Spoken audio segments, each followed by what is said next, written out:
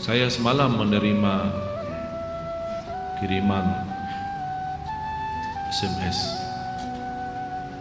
Seorang ibu meninggal dunia.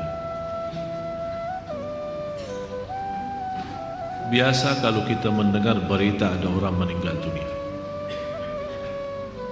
karena kita semua akan menghadapi kematian. Tapi yang luar biasa, peristiwa yang terjadi saat dimakamkan. Anaknya menceritakan saat dimakamkan di antara kuburan, begitu mendekati kuburan tempat ibunya, malah semua jamaah yang ada di saat itu sangat terasa harumannya kuburan itu. Harum sekali, keluar semacam wangi yang luar biasa, sampai orang pada pandangannya kepada yang lain. Barangkali di antara jamaah yang membawa wangi-wangian yang bagus, tapi ternyata tidak, mengalir dari bawah keluar, sampai ada yang malah melihat asap-asapnya. Asap ini bukan asapnya kebakaran, tapi asapnya itu karena wangian dari masuk dari kuburan ini. Sampai dikuburkan, malah kata anaknya, begitu saya sendiri yang nurun memakamkan, mengkuburkan ibu saya, sampai saya dan tangan saya sendiri membawakan tanahnya menutupi kuburannya. Pulang ke rumah saya mandi dan mencuci tangan dengan sabun, tapi masih terasa tangan saya harumnya luar biasa, sampai tidak bisa kehilangan. 3 malam masih tersimpan harumnya itu. Saya bertanya lewat SMS, apa kelebihan ibu kamu? Dia bilang, ibu saya biasa, malah orang awam, bukan wanita yang apa gitu, awam-awam biasa. Tapi setahu saya, ibu tidak pernah tidur sebelum membaca surat Al-Mulk, Tabarakalladzi biyadihil mulk. Saya langsung menjawab, itulah yang Allah hantarkan kepada ibu kamu. Dan inilah berita gembira bagi kita semua, sesuai janjian Rasulullah sallallahu alaihi wasallam. 30 ayat syafa'at li sahibiha min azabil qabr. 30 ayat yang telah membawakan syafaat bagi orang diselamatkan dari siksa kubur.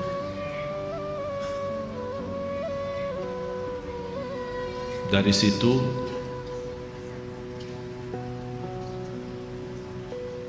seperti kebiasaan, ambil wudu, saya witir duluan, kemudian tidur. Apa yang saya lihat dalam mimpi? Bapak ibu yang saya lihat, diri saya sendiri di dalam kubur. Sangat gelap, ngeri, malah terasa seramnya luar biasa, sampai tidak bisa saya bayangkan di saat itu. Tapi tiba-tiba sampai saya di situ merasa ketakutan dan kesepian, muncul sebuah cahaya di dalam kubur sendiri itu, dan saya berteriak, siapa kamu yang membawa cahaya itu?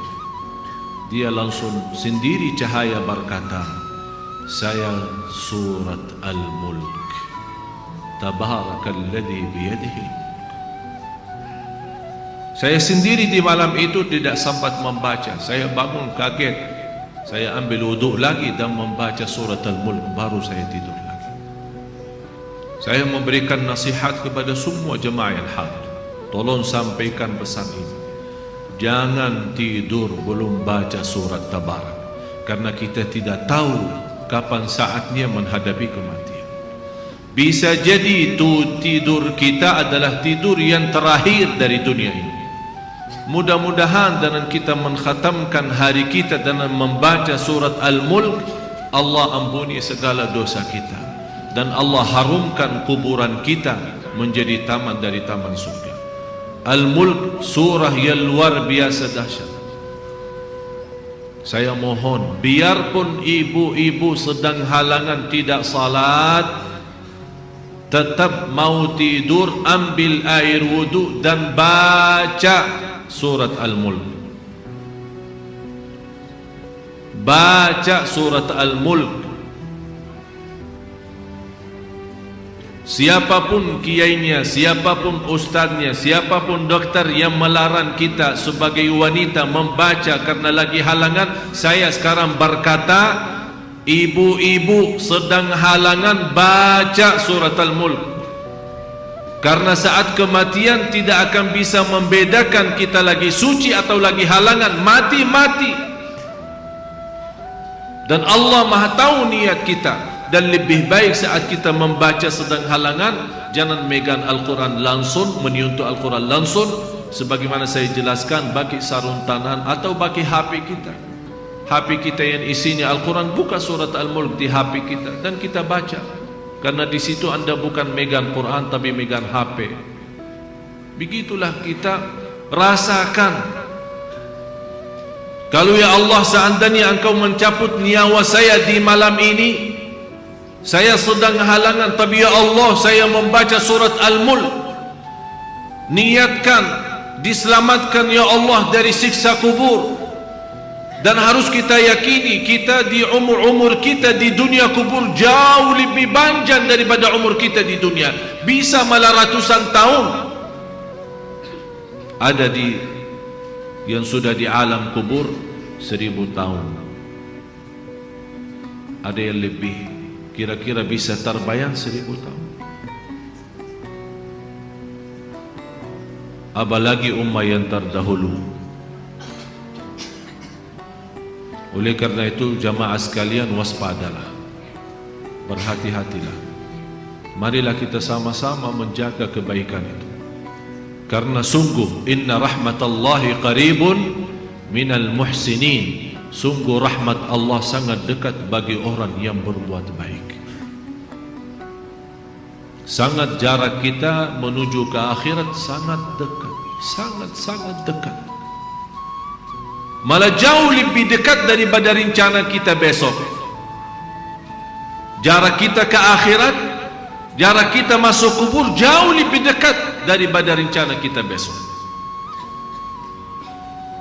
Malah kematian itu jauh lebih mendadak dan lebih cepat daripada kita mengambil suapan makanan. Belum kita sampai menantarkan, membawakan suap makanan sampai ke mulut kita, sudah dicabut nyawa kita. Jauh lebih cepat itu. Oleh karena itu marilah kita sama-sama semua kita punya salah, punya kekurangan. Apa yang kita senang melihat nanti di hari kiamat, jangan perbuat. Apa yang kita ingin ketemu nanti di hari kiamat, silahkan. Apa yang kita takut dan malu dilihatkan oleh Allah nanti di hari kiamat, jangan berbuat. Dan apapun yang kita tulis, senang kita ditunjukkan oleh Allah, silahkan tuliskan. Kalau kita malu dilihat nanti oleh umat manusia dan dilihat oleh para malaikat yang menjadi saksi, jangan tulis macam-macam. Apalagi sekarang terlalu gampang dosa tulisan itu, gampang sekali. Dan HP yang sekarang ada, malah sudah kita megang menjadi tasbih kita, mengganti tasbih. HP, BlackBerry, WhatsApp, SMS, lain-lain. Saya setiap hari hampir terima 100 SMS. Ada yang bertanya, ada yang macam-macam. Dan hanya saya yang balas, ya Allah, doakan jangan menjadi titik tulisannya SMS ini menjadi beban nanti di hari kiamat. Ya Allah, ampunilah mereka semua. Itu yang saya doakan. Walaupun saya tidak balas berdoa, tapi Allah yang Maha tahu apa yang saya doakan untuk orang yang kirim SMS atau WhatsApp atau apa saja. Oleh karena itu jamaah sekalian, hati-hati. Bukan masalah sama saya, tapi masalah kita sama Allah. Selalu saya menyampaikan dan mengingatkan kembali, jangan lagi berkata saya tidak enak sama ustaz, saya tidak enak sama keluarga, saya tidak enak sama jamaah. Rubahkan kata itu, berkatalah saya tidak enak sama Allah, saya tidak enak sama Rasulullah sallallahu alaihi wasallam. Kalau memang kita ingin diselamatkan oleh Allah di akhirat, bagi saya dunia ini biar kita susah sepanjang hidup kita sampai mati susah, masih jauh lebih ringan susah dunia daripada nanti susah di akhirat. Harus menjadi tujuan kita akhirat, bukan dunia. Akan Allah datangkan dunia dan akhirat. Ya ayyuhalladzina amanu taqullaha wal tanzur nafsun ma qaddamat lighad wattaqullaha innallaha khabirun bima ta'malun. Orang beriman, bertakwalah kepada Allah dan lihat masing-masing apa yang kita bawa nanti untuk hari esok, hari kiamat. Bertakwalah kepada Allah. Dan jangan-jangan wala takunu kalladzina nasullah, jangan-jangan menjadi orang yang melupakan Allah, akan Allah lupakan kita. Kalau Allah lupa sama kita, na'udzubillah, berantakan, hancur, dunia akhirat hancur kalau Allah lupa sama kita. Maksudnya lupa Allah sama kita, artinya Allah tidak mau urus kita lagi, tidak mau bantu kita lagi, tidak menolong kita lagi, tidak mau perhatian kita lagi. Na'udzubillah. Kalau Allah tidak mau perhatikan kita, siapa lagi yang mau perhatikan kita? Kita semua tidak punya Allah yang maha adil selain Allah, tidak punya Tuhan yang maha kasih sayang selain Allah, tidak punya Tuhan yang maha mengampun selain Allah. Biarpun dosa kita sepenuh bumi, tapi kita datang kepada Allah dengan ikhlas dan yakin diampuni dosa kita, dan kita berbuat kebaikan semampu kita, akan Allah ampuni dosa kita semua, biarpun dosa itu sepenuh bumi. Begitulah indahnya kasih sayangnya Allah. Mudah-mudahan semua yang hadir Allah bukakan hatinya, diberikan petunjuk kepada jalan yang benar, disucikan lahir batin, dikuatkan lahir batin agar senantiasa setiap hari meningkat iman, meningkatkan takwa, menjadi orang yang berilmu dan beramal salih, agar senantiasa setiap saat, setiap waktu kita mendapatkan karunia rahmat Allah, karena sungguh rahmat Allah sangat dekat bagi orang-orang yang berbuat baik. Al-Fatihah.